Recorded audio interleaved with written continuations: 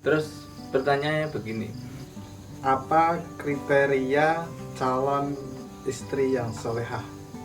Monggo. ini pertanyaan pribadi mas ya. Kriteria untuk perempuan yang agamanya yang baik itu yang seperti apa? Dalam keterangan hadis itu lijamaliha, alimaliha, linasabiha, lidiniha. Dan yang paling baik itu lidiniha karena agama.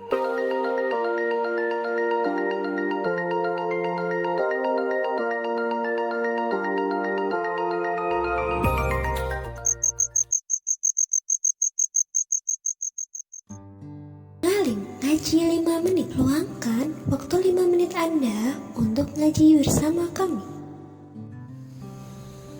Assalamualaikum warahmatullahi wabarakatuh. Waalaikumsalam. Masih bersama kita di RA Media bersama saya Hairul Amri dan ini Ustaz Ahmad Ismail. Ini Pak Ustaz, untuk ada pertanyaan dari sosial media, yaitu apa kriteria calon istri yang solehah menurut pandangan Islam? Monggo. Ini pertanyaan pribadi mas ya. Yang mewakili dari pemirsa.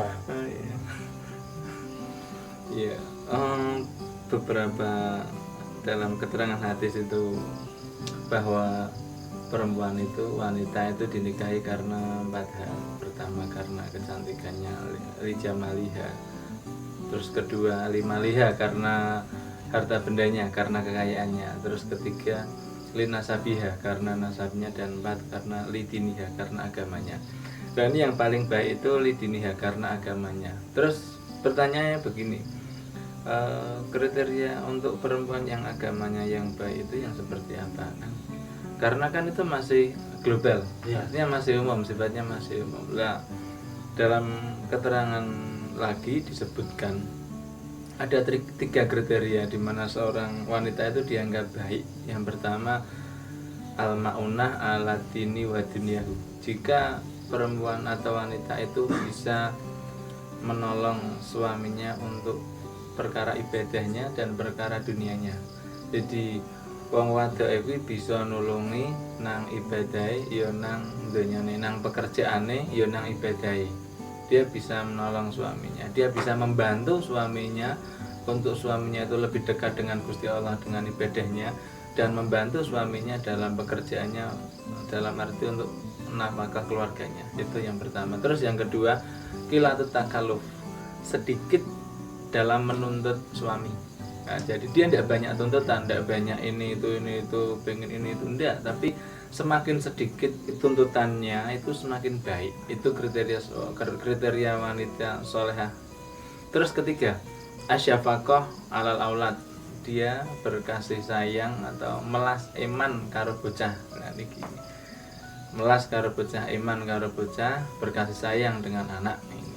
Jadi 3 kriteria itu tadi. Yang pertama al-ma'unah ala dini wa dunyahu, bisa menolong agamanya dan menolong pekerjaannya, dunianya. Yang kedua itu qilatut takalluf, kedua itu sedikit tuntutannya. Dan yang ketiga asyafaqah alal aulad, dia bisa melasi karo anak, dia bisa berkasih sayang kepada anak-anaknya. Itu kurang seperti itu Mas Amri. Terus tadi untuk poin pertama yang bisa menolong kepada suaminya tentang agama dan di dunia Pak Ustaz. Iya. Nah, itu contohnya bagaimana Pak Ustaz? Soalnya kan kalau semisal seorang suami sudah jelas tentunya menuntun istri ya. Tapi dalam artian ini menolong itu yang bagaimana? Menolong seperti ini. Sering saya katakan kepada teman-teman santri itu begini, ketika wanita itu dianggap wanita yang bisa menolong agama suaminya, itu artinya begini, ketika seorang laki-laki sebelum menikah dan setelah menikah itu ada perubahan dalam ibadahnya dan perubahannya itu lebih baik, dia lebih dekat dengan Gusti Allah, itu artinya si perempuan itu dia bisa menolong ibadahnya. Tapi ketika sebelum menikah dan setelah menikah ibadahnya semakin kendor, subuhnya semakin kesiangan, ngajinya semakin dangdong, semakin jarang, itu artinya wanita di situ si perempuannya itu dia tidak bisa menolong suaminya untuk agamanya. Oke, terima kasih Pak Ustadz. Iya. Nah, itu untuk segmen ngalem kali ini. Terus saksikan kami dan ikuti videonya.